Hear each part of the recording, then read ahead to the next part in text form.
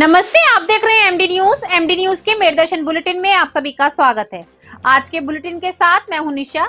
खबरों को स्टार्ट करने से पहले मैं आपको बताती चलूं कि प्रदूषण हमारे लिए कितना हानिकारक है। और प्रदूषण किसी एक तरीके से नहीं, बहुत तरीके के प्रदूषण होते हैं जो हमारे जीवन को धीरे धीरे खत्म करते जा रहे हैं। जी हाँ, आप सभी देख रहे हैं वायु में प्रदूषण काफी फैल चुका है, क्योंकि वाहनों का धुआं, फैक्ट्रियों से निकलता हुआ धुआं, साथ साथ जैसे कि अभी आपने देखा कि सरकार द्वारा बैन भी लगाया गया है कि पराली कूड़ा ना जलाएं, क्योंकि वातावरण काफी प्रदूषित हो रहा है। आज जगह जगह पर कार्यक्रम भी किए गए विश्व प्रदूषण निषेध दिवस के उपलक्ष्य में।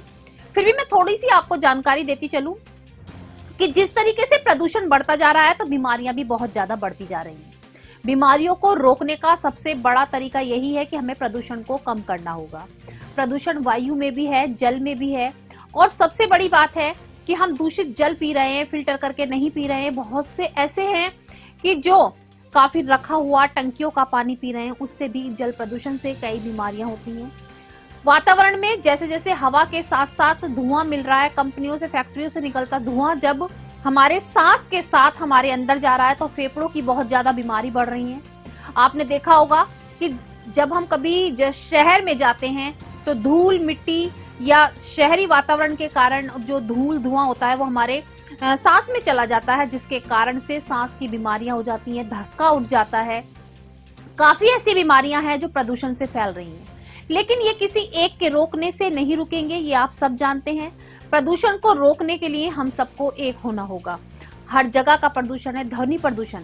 आप जाम में फंसे हो और चारों तरफ से हॉर्न बजते हो तो आपके कानों में ध्वनि प्रदूषण गूंजता है, जिससे दिमाग में भी प्रॉब्लम हो सकती है। बहुत सी ऐसी घटनाएं सामने आती हैं जो प्रदूषण की वजह से होती है। इसी को रोकने के लिए विश्व निषेध जो प्रदूषण दिवस है, इस पर कार्यक्रमों का आयोजन किया गया। सबको जानकारी दी गई कि किस तरीके से हम प्रदूषण को रोक सकते हैं, कैसे हम अपनी सुरक्षा कर सकते हैं और इस प्रदूषण से बच सकते हैं। जितना हम कर सकते हैं कम से कम उतना तो करें, क्योंकि यदि हर एक व्यक्ति प्रदूषण को खत्म करने का प्रयास करेगा, उससे क्या होगा कि हम सब मिलकर एक दिन पूरे प्रदूषण को खत्म कर सकते हैं। आप देख रहे हैं कि सरकार द्वारा बैन होने के बाद भी जगह जगह पर कूड़े के ढेर जला दिए जाते हैं, पराली जलाई जा रही है, सड़कों पर कूड़े को इकट्ठा कर दिया और फिर उसको आग लगाकर जला दिया जाता है। क्या आप जानते हैं कि उसमें कितनी गंदगी होती है कूड़े में, और वो धुएं के साथ उड़कर हमारे छोटे छोटे बच्चे, घर में जो बुजुर्ग हैं, सभी के सांस के साथ अंदर जा रही है और नई बीमारी को जन्म दे रही है। इसलिए मैं आप सबसे यही आज अपील करना चाहूंगी और विश्व प्रदूषण निषेध दिवस के उपलक्ष्य में सभी से यही संकल्प चाहूंगी कि सभी संकल्प लें कि आप जो प्रदूषण बढ़ रहा है उस पर रोक लगाएं, पॉलीथीन का यूज ना करें, घर के आसपास कूड़े को ना जलाएं। तो आज के समाचारों के प्रायोजक हैं खेमचंद पहलवान, पूर्व सदस्य Uttar Pradesh Congress committee, Arvind Kumar Gupta, Marwari Bhoj, metro plaza, Delhi road, Meerut, doctor Beena Rani Agarwal, समाज सेवी। अब नजर डालते हैं आज की हेडलाइंस पर, जिसके प्रायोजक हैं जूम डिजिटल मूवी वर्ल्ड। जनसंख्या समाधान फाउंडेशन द्वारा 4 दिसंबर को जनसंख्या को लेकर पूरे प्रदेश में रथ यात्रा होगी शुरू। 5 रथ के साथ करीब 100 वाहनों के साथ निकलेगी रथ यात्रा। प्रेस वार्ता के माध्यम से फाउंडेशन के प्रदेश अध्यक्ष चौधरी गजेंद्र सिंह नीलकंठ ने दी जानकारी। कहा, जनसंख्या वृद्धि सबसे बड़ा है अभिशाप। आयशा और उर्दू विभाग द्वारा प्रेमचंद संगोष्ठी हॉल में विशेष साहित्यिक कार्यक्रम का किया गया आयोजन। कथा लेखक के रूप में कमर जमाली विषय पर ऑनलाइन प्रतियोगिता की गई आयोजित। मुख्य अतिथि के रूप में विख्यात समालोचक कमर जमाली हैदराबादी ऑनलाइन रही उपस्थित। जिला व शहर कांग्रेस कमेटी के अध्यक्ष अवनीश काजला व जाहिद अंसारी के संयोजक में 55 बसें व 40 कारों में जिला कांग्रेस कमेटी के कार्यकर्ता पहुंचे मुरादाबाद। राष्ट्रीय महासचिव प्रियंका गांधी की महाप्रतिज्ञा रैली में हुए शामिल। मदरसा board chairman doctor Iftikhar Ahmad Javed पहुंचे मेरठ। मदरसों का किया निरीक्षण, पत्रकारों से हुए रूबरू। रामपुर के पुराने मदरसे पर आजम खान के कब्जे को लेकर आजम खान पर कार्रवाई करने की कही बात। जिला अस्पताल सहित मेरठ के कई अस्पतालों में एम्बुलेंस ड्राइवरों को बर्खास्त करने से एम्बुलेंस ड्राइवरों में आक्रोश। सभी पहुंचे जिलाधिकारी कार्यालय, अपनी मांगों का सौंपा ज्ञापन। बॉडी बिल्डर बनने वाले युवाओं के लिए नए जिम का हुआ उद्घाटन। जिम के ऑनर सनी अग्रवाल ने दी जानकारी।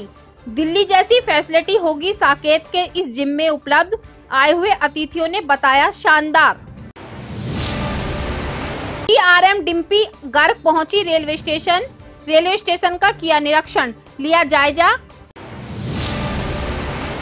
कांग्रेस की राष्ट्रीय महासचिव प्रियंका गांधी पहुंची मुरादाबाद, भाजपा सरकार पर साधा निशाना। भाजपा सरकार को बताया लुटेरों की सरकार। बहुत बड़ी संख्या में मुरादाबाद रैली में पहुंचे कांग्रेसी। अब खबरें विस्तार से। जैसा कि अभी मैंने आपको कुछ दिन पहले बताया था कि रेलवे स्टेशन पर सुरक्षा कार्य शुरू हो चुका है। काफी जो पहले एक लेटर आया था उसको लेकर के चेकिंग भी चल रही है और मरम्मत कार्य भी चल रहा है। टूटी फूटी जो वहां पर सड़कें पड़ी हैं, टूटी फूटे जो प्लेटफार्म पड़े हैं, उनकी मरम्मत की जा रही है। लाइटों को सही किया गया। आज मैं आपको बताती चलूं, डीआरएम आज मेरठ पहुंची, सिटी रेलवे स्टेशन पहुंची डिम्पी गर्ग। उन्होंने रेलवे स्टेशन का निरीक्षण किया, साथ साथ जायजा लिया कि किस तरीके से सुरक्षा व्यवस्थाएं की जा रही हैं, किस तरीके से कार्य रेलवे स्टेशन पर सुचारू रूप से चल रहा है। आज पूरी जानकारी लेने के लिए डीआरएम पहुंची।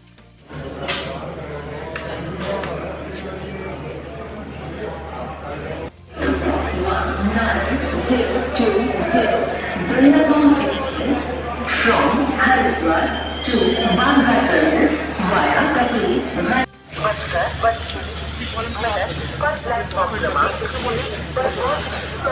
इसका बोर्ड पर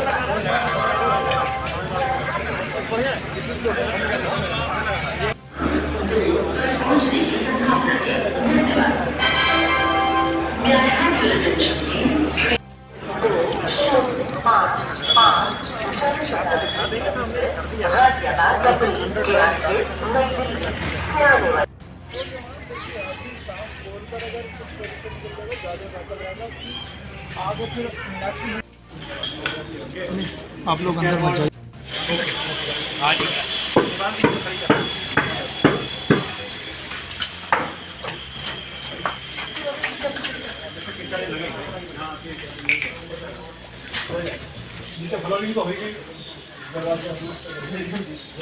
नजर आता ना सब अच्छा।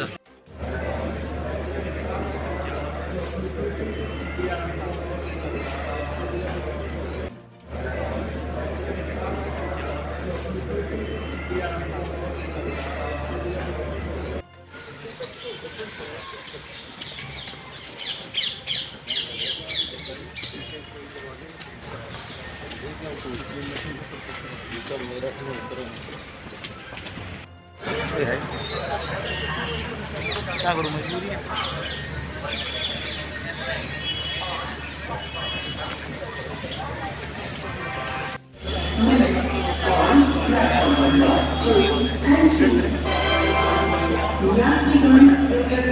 बढ़ती हुई जनसंख्या सभी जानते हैं कि हानिकारक सिद्ध हो रही है।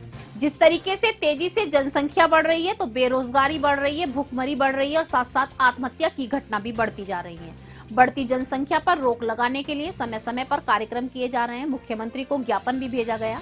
अब मैं आपको बताती चलूं, बढ़ती जनसंख्या के प्रति सभी को जागरूक करने के लिए, रोकने के लिए किस तरीके से रथ यात्रा निकाली जा रही है। आपको बताती चलूं, जनसंख्या समाधान फाउंडेशन द्वारा आज एक प्रेस वार्ता का आयोजन किया गया, जिसमें जानकारी दी गई कि आने वाले 4 दिसंबर को पूरे भारत देश में रथ यात्रा निकाली जाएगी, जिसमें 100 से भी अधिक गाड़ियां निकलेंगी। 100 से भी अधिक गाड़ियों में सभी को जागरूक किया जाएगा कि किस तरीके से हम जनसंख्या नियंत्रण कर सकते हैं, जनसंख्या पर रोक किस तरीके से लगा सकते हैं। क्योंकि आप सभी जानते हैं जनसंख्या विस्फोट के कारण बहुत सी समस्याएं बढ़ती जा रही हैं। यदि हमने समय रहते जनसंख्या पर रोक नहीं लगाई तो आने वाले समय में पूरा देश भुखमरी की कगार पर पहुंच जाएगा।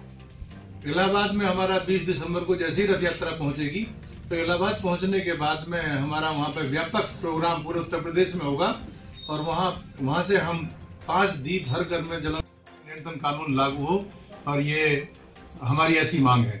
समापन हमारा अयोध्या में होगा, रुकेगी। और मेरठ में नीलकंठ भवन भोला रोड पे नाइट स्टे होगा। फिर उसके बाद में जो रथ यात्रा हमारी आगे बुढ़ाना सरदना होते हुए मुजफ्फरनगर होगी, बाद में सुबह 10 बजे चालू हो जाएगी। फिर मुरादनगर मोदनगर होते हुए मेरठ आ रही है। मेरठ में गढ़ रोड पे अम्बेडकर इंटर कॉलेज में माननीय इंद्रेश कुमार जी जो आरएसएस के बड़े लीडर हैं, हमारे मुख्य संरक्षक हैं, वो इसको संबोधित करेंगे। जाएंगे हर घर कार्यकर्ता उत्तर प्रदेश का दीप जलाएगा अपने घर में या अपने प्रतिष्ठान पर। उसके अलावा उसी दिन शाम को 7 बजे ताली और थाली सब प्रोग्राम पूरे उत्तर प्रदेश में किया जाएगा। कॉन्फ्रेंस इसलिए रखी गई है क्योंकि हमारी एक जनसंख्या समाधान फाउंडेशन की पूरे उत्तर प्रदेश की 66 जिलों में से रथ यात्रा जाने वाली है, जिसमें 5 रथ और हमारी 100 गाड़ियां साथ में हैं। पूरे उत्तर प्रदेश में जाएगी और हर जगह हमारी सभाएं होंगी और हमारे नाइट स्टे होंगे। एक दिन में हम 3 जिले कवर करेंगे, ताकि 28 दिसंबर को हमारा समापन अयोध्या जी में होगा, जिसमें पश्चिम उत्तर प्रदेश से बस भर भर के जाएंगी और वहां जाकर लगभग 50,000 लोगों का जमावड़ा होगा। और हमारा उद्देश्य यह है कि हम जनसंख्या नियंत्रण कानून जल्दी से जल्दी लागू करवाएं और इलेक्शन से पहले हमारे कानून लागू होना चाहिए, ऐसा हमारी मंशा है। मेरठ से कितनी गाड़ियां, कितने लोग रैली में समर्थन देंगे? मेरठ में हमारी अम्बेडकर इंटर कॉलेज में 4 तारीख के लिए करीब 2 से या 5 बजे के बीच में रैली है, जिसमें 10,000 लोगों से ज़्यादा पहुंचने की संभावना है, जिसको माननीय इंद्रेश कुमार जी जो हमारे मुख्य संरक्षक हैं उसको व्यवस्थित हरी झंडी देंगे। उद्देश्य ये है, जैसा कि हमने पिछले 1.5 साल से 10,000 चिट्ठियां माननीय मुख्यमंत्री जी को लिखी हैं और उसके परिप्रेक्ष्य में उन्होंने जनसंख्या नियंत्रण कानून बनाने की कोशिश भी की, परंतु क्या है कि उसको ठंडे बस्ते में डाल दिया गया। ऐसा हमें एहसास हुआ है कि शायद इस पर कोई काम नहीं हो रहा है, तो हम इलेक्शन से पहले सरकार के ऊपर दबाव बनाना चाहते हैं कि जनसंख्या नियंत्रण कानून जल्दी से जल्दी लागू हो, ताकि घटते हुए संसाधनों को जो सही से प्रयोग कर सके हम, और जो जनसंख्या बढ़ रही है जनसंख्या विस्फोट होने से इसे रोका जाए। जगह जगह पर मदरसों का निरीक्षण किया जा रहा है। आज हमारे मदरसों का भी निरीक्षण करने के लिए बोर्ड डायरेक्टर इफ्तेखार अहमद जावेद मेरठ पहुंचे और मेरठ के कई मदरसों का निरीक्षण किया। निरीक्षण करने के बाद सर्किट हाउस में पत्रकारों से रूबरू होते हुए उन्होंने बताया कि पूरे मदरसों का, पूरे जो जिले के मदरसे हैं उनका निरीक्षण किया गया है और भी जगहों पर कई जिलों के मदरसों का निरीक्षण किया गया है और जहां पर ऐसा लगा कि मदरसे पर कब्जा किया गया है उसके खिलाफ जल्द से जल्द कार्रवाई भी की जाएगी। तो देखिए आप किस तरीके से उन्होंने अपने प्रेस वार्ता के माध्यम से विचार रखे। तो कुछ पता है कि हम कौन हैं? तो बताया गया है? किसको बताया गया? पता है? बड़े बच्चों को पता होगा? जी, बड़े बच्चों को पता है। क्या बताया गया?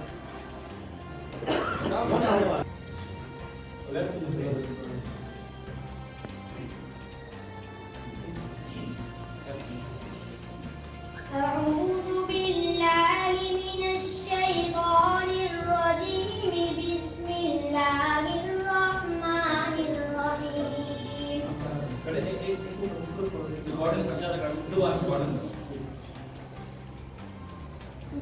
अऊज़ु बिल्लाहि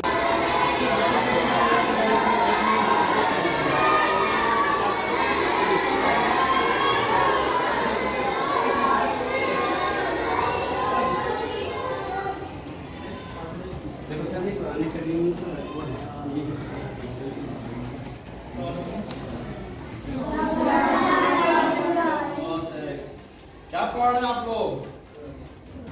हाँ, अपने क्या पढ़ रहे हैं? अपने क्या पढ़ रहे हैं? जमा पढ़ रहे हैं।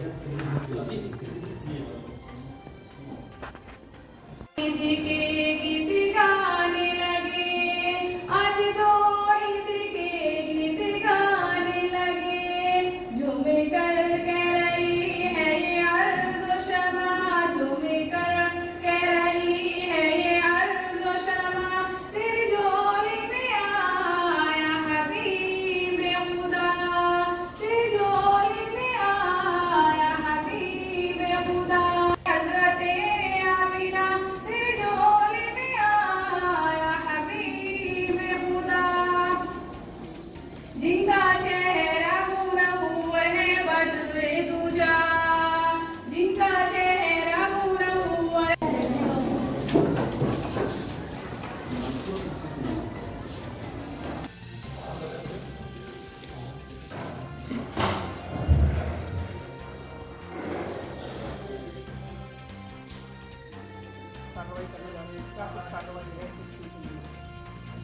हमारा एक मदरसा आलिया है राजकीय ओरिएंटल कॉलेज के नाम से, जो 1774 में इसे बनाया गया था।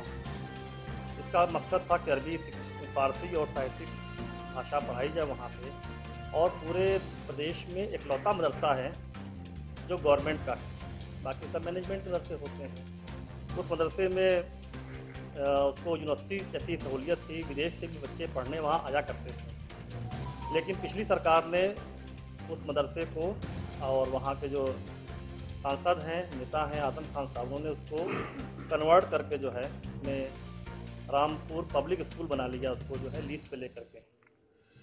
वो एक पुरानी बिल्डिंग और इंटर कॉलेज, उसको यूनिवर्सिटी के रूप में जिसकी मान्यता थी, उसको ख़त्म कर दिया गया और उस पूरी सिस्टम को उठा करके 2 कमरों में दूसरी जगह शिफ्ट कर दिया गया। 2 कमरों में 53 बच्चे पढ़ते हैं बड़ी मुश्किलों से, और उस कॉलेज पे उनका कब्जा है। मुझे बेहद तकलीफ़ हुई, हाँ, आजम खान साहब का, मुझे बेहद तकलीफ़ हुई वहाँ देख करके कि ये लोग समाज की रहनुमाई करते हैं, ये कौम के नेता बनते हैं, और कौम की इतनी बड़ी सिस्टम इन्होंने कब्जा कर रखा है। तो बेहद तकलीफदेह है। इसके लिए मुझसे जो भी बन पड़ेगा मैं इसके खिलाफ कार्रवाई करूँगा। आज के बुलेटिन में बस इतना ही। तेज और ताजा खबरें जानने के लिए देखते रहिए मेरठ दर्शन। यदि आप भी हमारे साथ जुड़ना चाहते हैं या स्पेशल बुलेटिन बनवाना चाहते हैं तो नीचे दिए गए नंबर पर संपर्क करें और सब्सक्राइब करें MD न्यूज़ मेरठ।